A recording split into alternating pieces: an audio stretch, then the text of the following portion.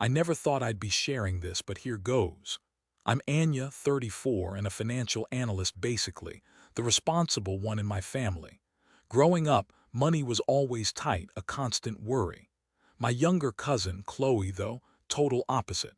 After her dad bilated, she became Aunt Janine's golden child, a title that came with a lifetime supply of enabling.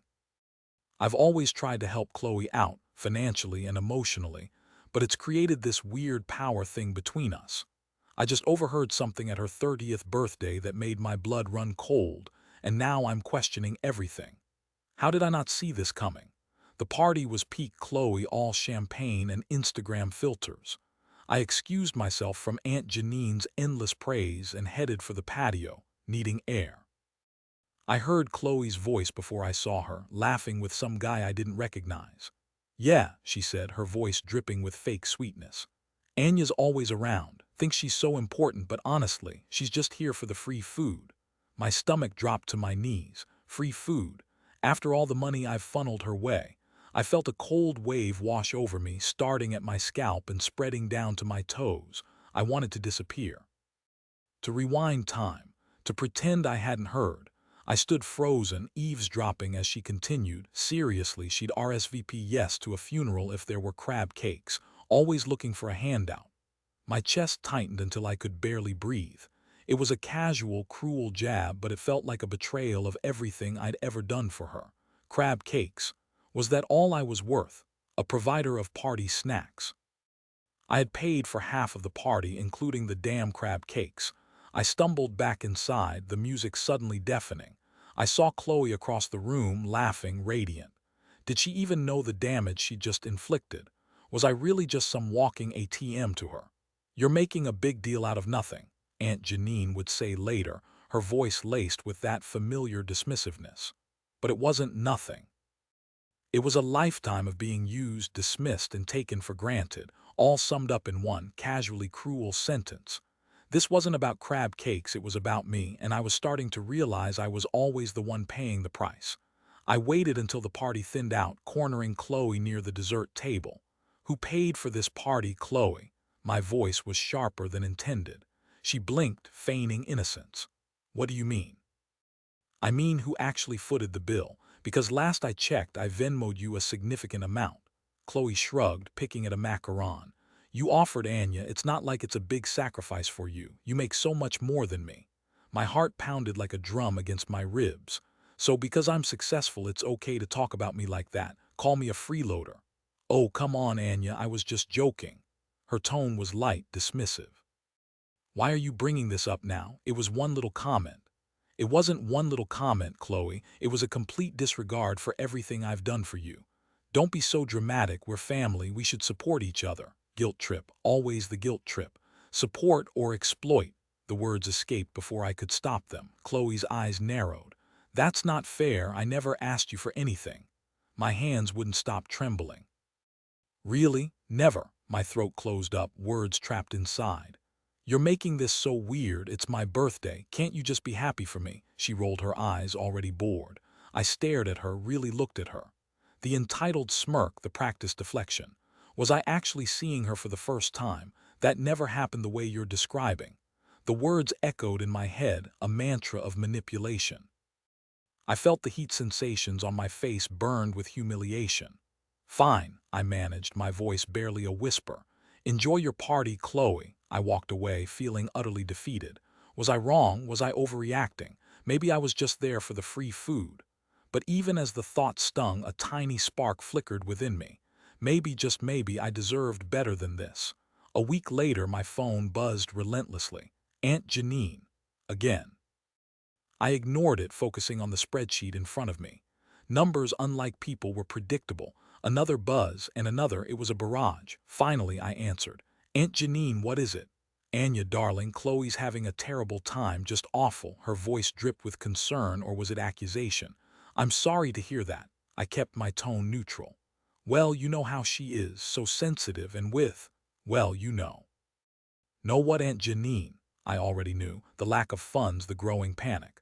Her situation, she's really relying on you, Anya. You're like a sister to her. The sister card, here it came. I thought of Chloe's words, just here for the free food. I'm sure she'll figure things out. But Anya, she's family. Remember when she helped you move into your first apartment? She was there for weeks, painting and cleaning. You can't just abandon her now. Flashback, Chloe complaining the entire time, leaving paint splatters on the new carpet. I cleaned it up myself, every time. Aunt Janine, I have a meeting. Just $800, Anya, that's all she needs just for this week. Think of it as an investment in her future. My stomach churned. An investment that never paid off. An endless drain. I can't, Aunt Janine, I said through gritted teeth. Silence. Then a sharp intake of breath. So that's it, you're just turning your back on her, after everything. Why was I still putting up with this? Aunt Janine, I need to go. Fine, be that way, but don't come crying to me when Chloe ends up on the street. I hung up, my hands shaking. The guilt clawed at me, familiar and unwelcome. I wanted peace, but I needed respect. Later that evening at my parents' house for Sunday dinner, the tension was palpable. Chloe wasn't there, but her absence loomed large. So, Anya, my father said, carefully casual. Janine tells me Chloe's having a bit of a rough patch. Here we go. Yes, Dad, I'm aware. Maybe you could lend a hand. He looked at me expectantly. I'm working on it, Dad, I lied. Technically, I was working on not lending a hand. My mother chimed in, her voice softer. She's your cousin, dear. Family is important. I know, Mom. My head began to pound. Tension headache incoming. The conversation continued, a carefully orchestrated dance of guilt and obligation. Each sentence a subtle jab, a reminder of my perceived responsibilities. Suddenly, my mother said, Chloe mentioned you weren't happy with something she said at her birthday party. I'm sure she didn't mean anything by it. I felt a surge of anger. They all knew. They were all in on it. It doesn't matter, Mom. I knew it did. Well, my father sighed, just try to be understanding. She's going through a lot.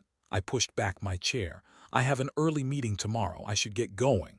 But dessert, my mother protested. Maybe next time.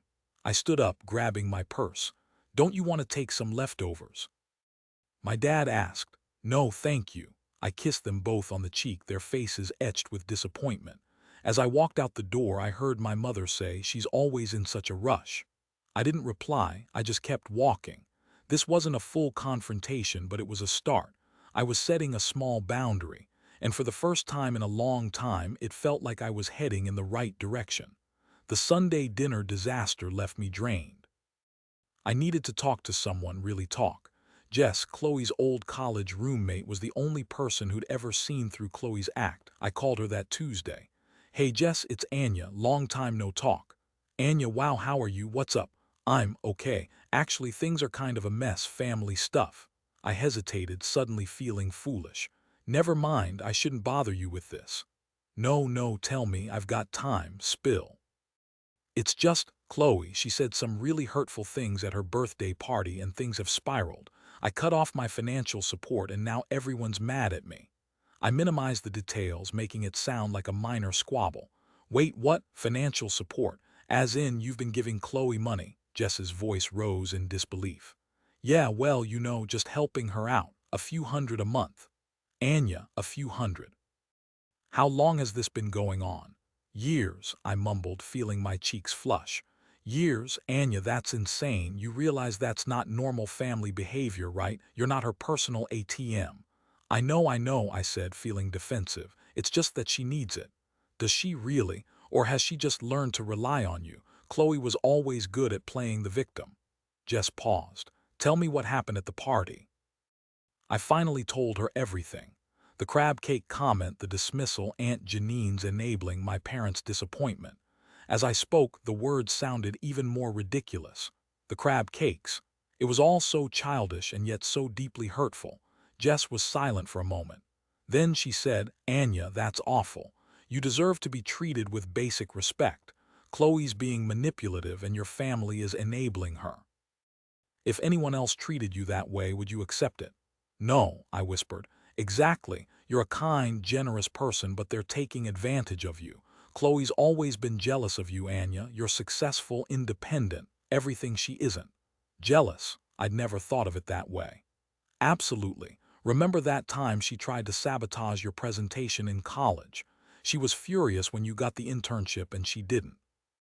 The memory flooded back. Chloe had accidentally deleted my presentation slides the night before. I'd stayed up all night recreating them. I thought it was an accident. Anya, come on, Chloe doesn't do accidents. Everything she does is calculated. The tears, the helplessness. It's all an act. But she's my family. Family doesn't treat you like that. Family supports you, respects you, appreciates you. Chloe's using you and your family is letting her get away with it. You deserve better than this, Anya. You deserve to be happy. Her words hit me like a ton of bricks. I did deserve better. I deserve to be appreciated, not used. I deserve to be respected, not dismissed. I deserve to be happy. A wave of anger washed over me, followed by a profound sense of relief. Jess was right. This wasn't normal. This wasn't okay. I had been living in a toxic cycle for years, and I was finally ready to break free. You're right, thank you, Jess. Anytime, Anya, you're strong, smart, and capable. Don't let them dim your light. After I hung up, I stood by the window, watching the city lights twinkle below. The guilt hadn't disappeared entirely, but it was overshadowed by a newfound sense of clarity. I couldn't change Chloe, and I couldn't change my family. But I could change myself. I could set boundaries, I could protect myself, I could finally say no.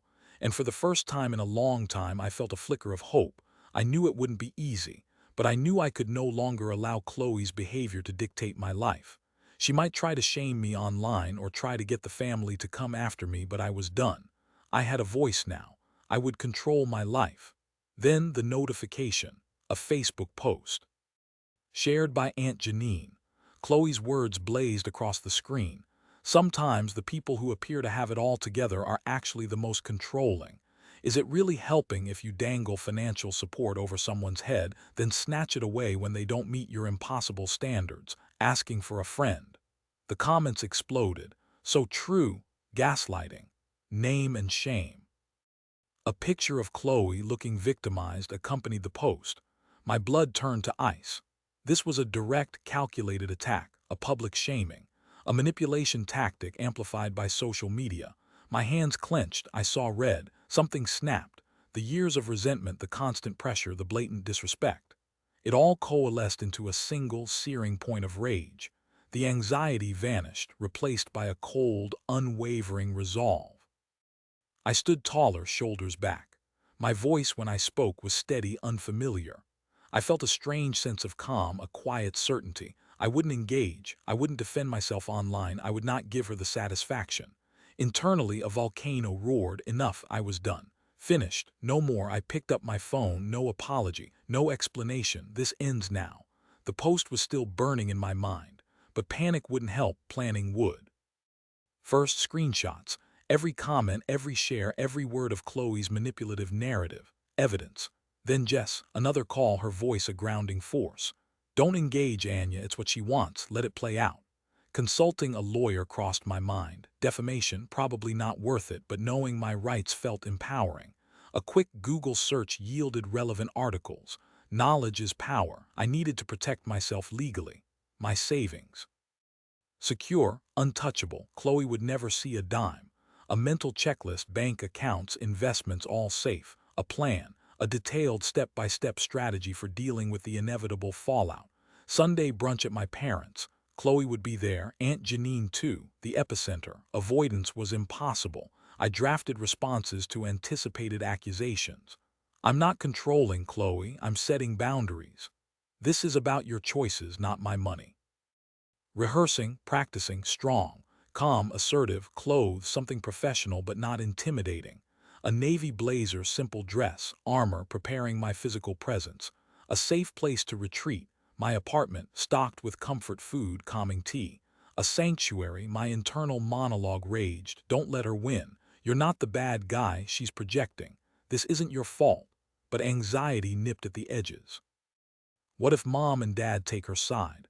What if everyone believes her lies? I push the fear down. Strategic thinking must prevail. Timing is everything. Wait for the right moment. Don't react, respond. I reflected on what I hoped to achieve: peace, freedom, self-respect, the courage to walk away, a life free of this toxic dynamic. Just called again Saturday night. Just checking in. How are you holding up? Okay, anxious but okay. I have a plan. Good, remember you're not responsible for Chloe's choices. You're responsible for protecting yourself. I know. And don't let Aunt Janine guilt trip you. She's been enabling Chloe for years. It's not your job to fix their dysfunction. I won't. You've got this, Anya. I'm proud of you. Thanks, Jess. I don't know what I'd do without you. Just be strong, be yourself, and don't back down. I hung up feeling a surge of gratitude. Jess was my rock, my reality check. Sunday morning, I chose a simple necklace, a small reminder of my own strength. Driving to my parents' house, my hands gripped the steering wheel, deep breaths. In, out, almost there. I parked the car, no turning back. The scent of cinnamon and coffee hung heavy in the air. Sunday brunch at my parents' house. The usual suspects, Mom, Dad, Aunt Janine, and predictably Chloe, perched on the edge of a floral armchair radiating victimhood. The atmosphere was thick with unspoken accusations. All eyes landed on me as I entered. A silent judgment. I took a deep breath. "Good morning," I said, my voice steady. Chloe sniffled theatrically. "Anya," she said, her voice trembling. I wanted to apologize." "Apology accepted, Chloe," I replied, cutting her off. Aunt Janine's eyes narrowed. "Accepted just like that after what you've done." "What I've done?" I turned to face her. "I've set a boundary, Janine, something you should have done years ago," my mother gasped. My father shifted uncomfortably. Chloe's jaw tightened. "A boundary?" Chloe scoffed. "You cut me off, Anya. I'm going to be evicted." "Chloe's right, Anya," my father said, his voice pleading. "She needs your help." "She needs to learn to help herself," I countered. "But family," my mother stammered. "We always help each other." "Enabling isn't helping, Mom," I said, my voice firm. Chloe dabbed at her eyes with a tissue. "How can you be so cruel, Anya, after everything we've been through?" "Cruel? I'm being realistic, Chloe. This isn't about me being mean. This is about you learning to take responsibility for your life." "Responsibility? I'm trying," Chloe cried, her voice rising. "But I can't do it alone." "Yes, you can, Chloe. You've never tried. You've always depended on someone else to bail you out," I said calmly. "You are strong, capable, and smart enough to work through this on your own." Aunt Janine stood up, her face red with anger. "You think you're so much better than us, Anya. So successful. Well, let me tell you, money isn't everything." "I know that, Janine," I said, my voice level. "But it's not my money, it's mine, and I choose how I spend it. And I choose not to enable destructive behavior." Chloe lunged forward, grabbing my arm. "Please, Anya, just this once. I promise I'll pay you back." I gently removed her hand. "Those tactics don't work on me anymore, Chloe." The words hung in the air, a declaration of independence. Chloe's face contorted with fury. "You think you're so high and mighty, but who do you think paid for the crab cakes at my party? Me, of course. I had to beg Mom to pay. Always thinking you're so generous," she spat out. I stared at her. Then I looked at my aunt and uncle, waiting. They didn't speak. They knew. The full weight of their collective manipulation crashed over me. I turned back to Chloe, my gaze unwavering. "This isn't about the money, this is about control, and you've lost it." The room fell silent. My parents stared at me, their faces a mixture of shock and disbelief. Aunt Janine's mouth hung open. Chloe's eyes blazed with fury. I reached into my purse and pulled out a small, sealed envelope. I slid it across the table towards Chloe. "Eviction notice. I have a deposit ready. First month's rent. Find a room with a responsible roommate. Your last bailout." I turned to my parents. "I love you both, but I can't be a part of this anymore. I'm done sacrificing my well-being for your comfort." Then I turned and walked out. I didn't look back. The slam of the door reverberated in my ears, a definitive end to that chapter. My hands trembled, adrenaline coursing through me. I leaned against the car, trying to regulate my breathing. A wave of nausea hit, followed by a dizzying sense of unreality. Had that really just happened? Inside, chaos likely reigned. Aunt Janine's screeching, Chloe's tears, my parents' bewildered silence. Let them sort it out. I needed air. I needed space. I drove to the park, found a secluded bench overlooking the river. The sun glinted on the water, a stark contrast to the storm raging inside me. I closed my eyes, focusing on the sounds of nature. Birds chirping, leaves rustling, the gentle flow of the river. Hours passed. The sun began to set, casting long shadows across the grass. I felt drained, exhausted, but also strangely liberated. The weight I'd been carrying for years had lifted, leaving a void but also a sense of lightness. 6 weeks have passed since that day. Chloe moved back in with Aunt Janine, predictably. The social media storm subsided, replaced by a low, simmering resentment from certain family members. My parents, bless their hearts, are trying. They call more often, asking about me, not just Chloe. Small steps. The positive developments are undeniable. My newfound confidence permeates every aspect of my life. I'm assertive at work, setting boundaries with colleagues. I've joined a hiking group, connecting with people who share my interests, not just my DNA. I sleep better, wake up feeling refreshed. Challenges remain. Aunt Janine still sends passive-aggressive texts. Hope you're happy, Anya. Chloe's really struggling. I ignore them. Easier said than done, but I manage. My parents occasionally slip, suggesting I reach out to Chloe. I gently remind them of my boundaries. My extended family is divided. Some gossip, whispering about my selfishness. Others commend my courage, privately confessing they've always felt Chloe was manipulative. Unexpected allies have emerged, offering support and validation. I still have moments of doubt. Did I do the right thing? Was I too harsh? Then I remember Chloe's words, just here for the free food. The memory steals my resolve. I've learned that true generosity is not about enabling, but about empowering. That setting boundaries is an act of self-love, not selfishness. That family doesn't get a free pass to treat you poorly. I'm not the same person I was before. I'm stronger, wiser, more self-aware. I'm no longer defined by my role as the responsible one, the fixer. I'm simply Anya, a woman who deserves respect, happiness, and a life free of manipulation. I still struggle with the fact that my parents aren't fully on my side. They want peace. They want everyone to get along, but I can't sacrifice my well-being for their comfort. How do I navigate this new dynamic with my parents? Is it possible to maintain a healthy relationship with them while still upholding my boundaries with Chloe?